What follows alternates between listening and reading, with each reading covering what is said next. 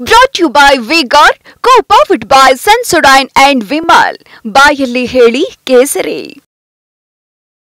ನನ್ನ ಮಣ್ಣಿಗೆ ಬನ್ನಿ ಎಂದಿದ್ದ ಮಲ್ಲಿಕಾರ್ಜುನ ಖರ್ಗೆ ಅವರ ವಿರುದ್ಧ ಪ್ರಹ್ಲಾದ್ ಜೋಶಿ ಅವರು ವಾಗ್ದಾಳಿ ನಡೆಸಿದ್ದಾರೆ. ಏನು ಹೇಳಿದ್ದಾರೆ ನೋಡೋಣ.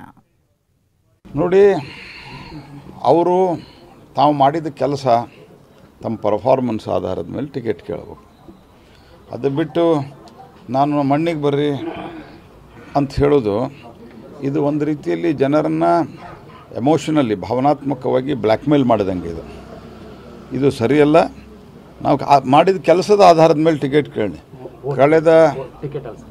ಓಟ್ ಕೇಳಿ ಕಳೆದ 50 ವರ್ಷದಿಂದ ಅವರು ಜನಪ್ರತಿನಿಧಿಯಾಗಿದ್ದಾರೆ. 50 ವರ್ಷದಲ್ಲಿ ಹೆಚ್ಚು ಕಡಿಮೆ 10 ವರ್ಷ ಬಿಟ್ಟರೆ ಅವರು ಪೊಸಿಷನ್ದಾಗರ ಇದ್ದಾರೆ, ಅಪೋಸಿಷನ್ದಾಗೂ ಪೊಸಿಷನ್ದಾಗಿದ್ದಾರೆ. ಅಪೋಸಿಷನ್ದಾಗ ಪೊಸಿಷನ್ ಅಂದರೆ ವಿರೋಧ ಪಕ್ಷದ ನಾಯಕ ಇದ್ದಾರೆ. ಇಷ್ಟೆಲ್ಲ ಇದ್ದು ಇಡೀ ಆ ಭಾಗ ಹಿಂದುಳಿದಿದೆ ಅಂದರೆ ಯಾರ ಜವಾಬ್ದಾರಿ? ಇದಕ್ಕೆ ಹೈಯೆಸ್ಟ್ ಬಜೆಟ್ರಿ ಅಲೋಕೇಶನ್ನು ಆ ಎಲ್ಲ ಭಾಗಗಳಿಗೆ ಕೊಟ್ಟಿದ್ದೀವಿ.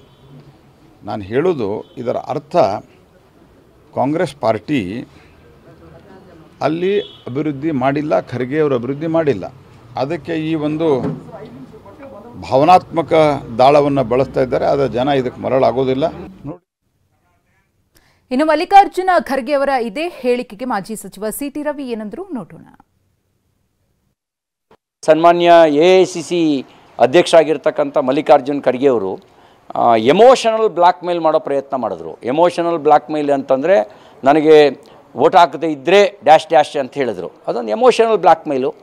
ಆ ರೀತಿ ಬ್ಲ್ಯಾಕ್ ಮೇಲ್ ಮಾಡೋ ಪ್ರಯತ್ನ ಮಾಡ್ತಾಯಿದ್ದೀರಿ.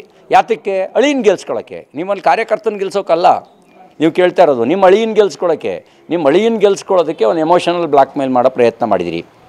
ಇನ್ನು ರಾಹುಲ್ ಗಾಂಧಿಯವರು ಅವ್ರು ಏನು ಮಾತಾಡ್ತಾರೆ, ಏನು ಬಿಡ್ತಾರೆ, ಆ ಮಾತಿನ ಅರ್ಥ ಏನು ಅವರಿಗೆ ಸ್ಪಷ್ಟತೆ ಇಲ್ಲ. ನಾನು ಅವ್ರ ಬಗ್ಗೆ ನಾನು ಹೇಳೋದೇನು, ಜನ ಅವರಿಗೊಂದು ಬಿರುದು ಕೊಟ್ಟಿದ್ದಾರೆ. ಆ ಬಿರುದು ಇನ್ನು ಪ್ರಧಾನಿ ಮೋದಿ ಅವರು ಕಣ್ಣೀರು ಹಾಕ್ತಾರೆಂಬ ರಾಹುಲ್ ಗಾಂಧಿಯವರ ಹೇಳಿಕೆಗೆ ಕೇಂದ್ರ ಸಚಿವ ಪ್ರಹ್ಲಾದ್ ಜೋಶಿ ಅವರು ಕೂಡ ತಿರುಗೇಟು ಕೊಟ್ಟಿದ್ದಾರೆ. ಏನು ಹೇಳಿದ್ದಾರೆ ನೋಡೋಣ. आप प्रधानमंत्री के भाषण देखते हो, घबराए हुए हैं. शायद कुछ ही दिनों में स्टेज पे आंसू निकल आए. 24 घंटा आपका ध्यान इधर उधर करते रहते हैं. कभी पाकिस्तान की बात होगी, कभी चाइना की बात होगी, कभी थाली बजवाएंगे, कभी मोबाइल फोन की लाइट जलवाएंगे. हिंदुस्तान में 3-4 बड़े मुद्दे हैं: गरीबी, बेरोजगारी, महंगाई और भागीदारी.